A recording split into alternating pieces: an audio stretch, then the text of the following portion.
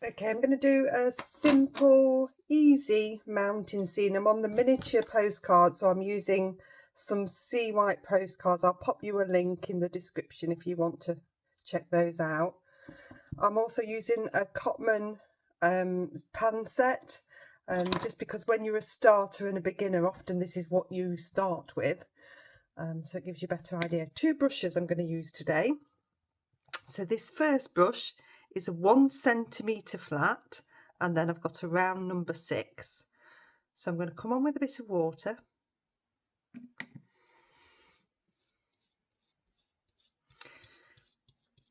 I'm popping a bit of water about 2/3 down, and I'm leaving a slight little bit of a mountain. Load the brush up with water, this flat, and I'm going to come into this cerulean blue. Holding the brush vertically, and then I'm just sweeping across. So I'm going for a nice flat-ish wash. Flat washes are quite hard to do, but it's worth persistence, and a flat brush works better for a flat wash.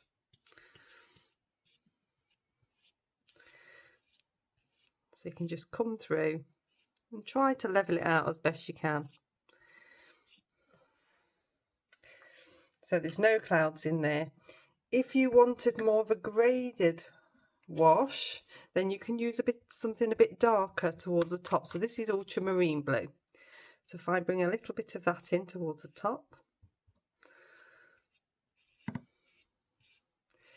you can have some darker blue towards the top. And then I've rinsed my brush off, dabbed it off, and then I'm going to pop a little bit more water on, a little bit more of the cerulean blue. So I'll go graded wash there. So you're just blending downwards. You can hold your work up at a 35-degree angle and let it run down to the edge of the mountain as well. That will give it a much more graded feel.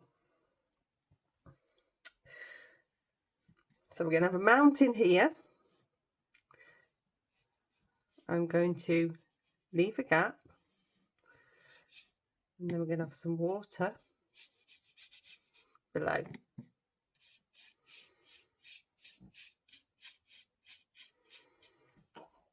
So I've wet the whole of that section with my 1 centimetre flat, and then we're going to come across again with the colours.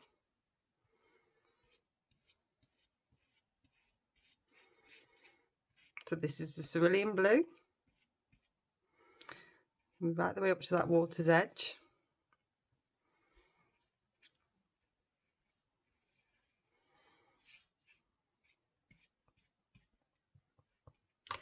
And if I dip into the ultramarine blue, I'm going to bring that towards the very bottom. So it's mirroring what you can see from the sky.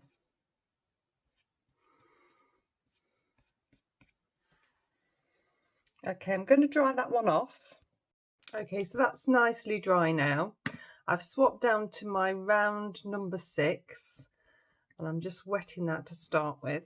So what I'm going to do is I'm going to split this mountain into 2 mountains. So to do that, I'm going to take some water on, and take water on just this top section. As soon as I get the colour on, you'll see how I've split that. So dipping my brush into water, and I'm using the colours that I've got in the palette. So this is a cadmium yellow. I'm just going to drop that in where I've popped the water. So that's my first colour. Getting a nice base on. Then I'm going to take some of the cerulean blue in.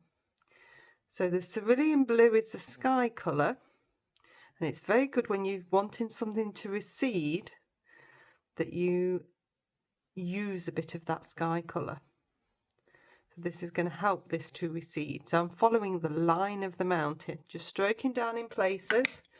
I'm going to give my brush a rinse, load it back up with a little bit of water, And now I want something darker to go in. So I have got here some burnt umber.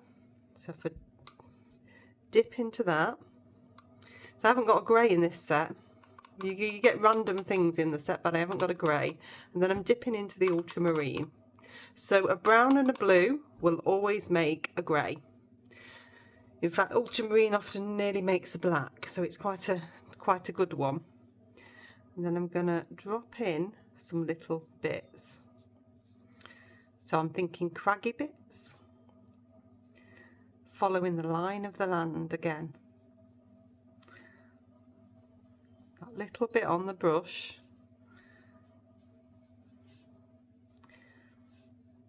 Just bringing that in.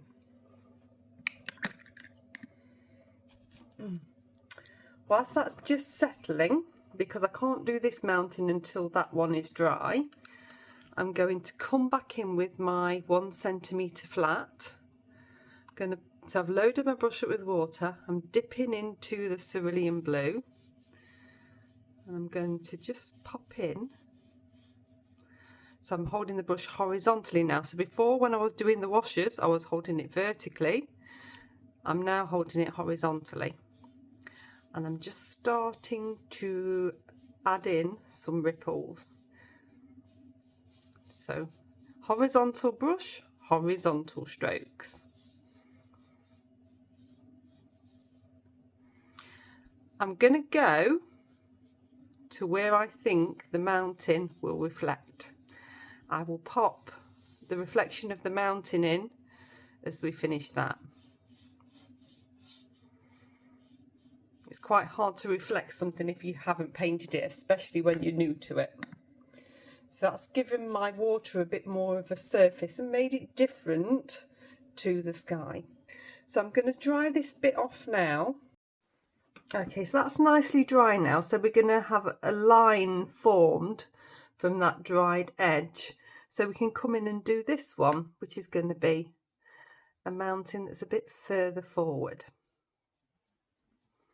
So we're wetting it again. I'm back to my round number 6. I'm going to take that same yellow on.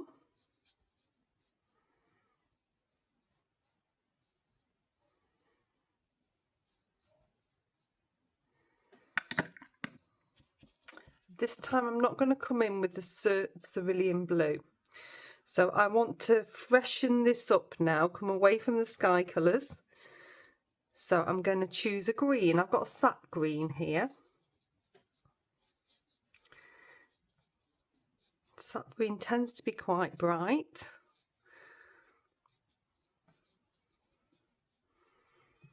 So we're going to pop some of that in. Then I'm going to dip into my burnt umber. So I haven't rinsed that off the brush. I haven't wet the brush again. I'm just picking up some of the burnt umber. Now the burnt umber will make everything look a little bit more natural, because a brown in a green makes it look much more natural colouring. So it's often these pans can be quite vibrant, so it's just finding ways of muting it back. So again, I'm still following the line of the land here. If I dip back into my green, I can dip into that. You'll see that it's turning into a much more natural looking green. The thicker the paint, so now I'm using this fairly thick, the more it will stay put.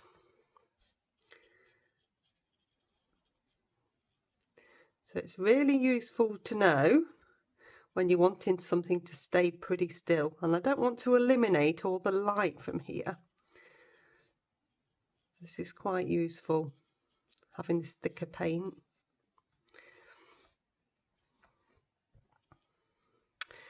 Then I'm going to go back into this grey. So I'm just going to dip my brush into a little bit of water because that grey's dried up. Then I can bring some of that in, just in places. You have those little dark craggy bits. So don't do a whole outline. You've got to do little bits. It's very tempting to do it all the way along the edge, but then it looks wrong. So lots and lots of little craggy bits.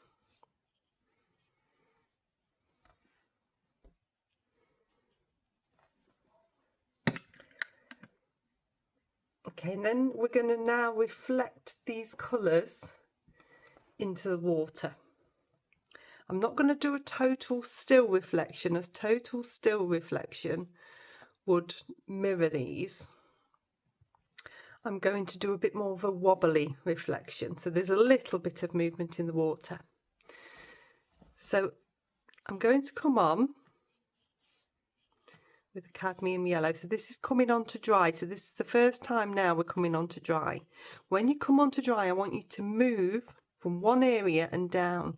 You have to commit to yourself and then start working. If you do an outline and then try and fill it in, by the time you get to fill it in, it will have dried on the paper and you'll have a horrible line. So you've got to commit to one side and then work from that side. So I'm sort of mirroring the shape, but it's a little bit wobblier. I'm going to come into the sap green, dipping my brush into some water. And we're going to mirror some of these lines. It doesn't have to be absolutely precise. Your brain fills in quite a lot of the gaps, but it needs to sort of go in a similar direction to work. Dipped into a little bit more water. When you're working on dry, you just got to make sure you've got enough water that it is not going to go too thick and it's going to flow. So I'm just adding a little bit of that burnt umber in, dipping back into the green. So I'm basically following the same process, but just more loosely and with little wobbly bits.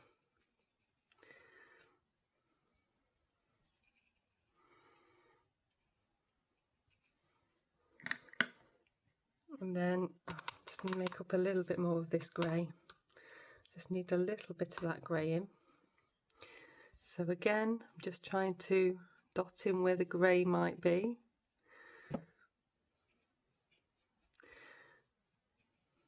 Just to get an idea. And I'm going to go back to my flat. So my flat is clean. I'm just checking it's clean. And I'm going to dab it off. So I don't want it to be wet. I want it to be damp. And what I'm going to do then is just run along this edge. So keeping it horizontal and pulling some of that colour out.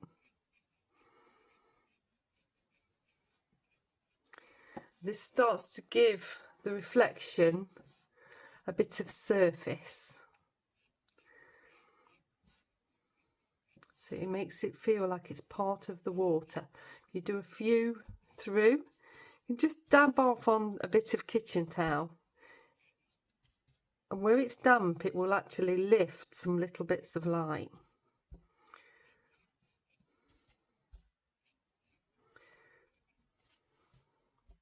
So it's a really simple, effective way to do a reflection.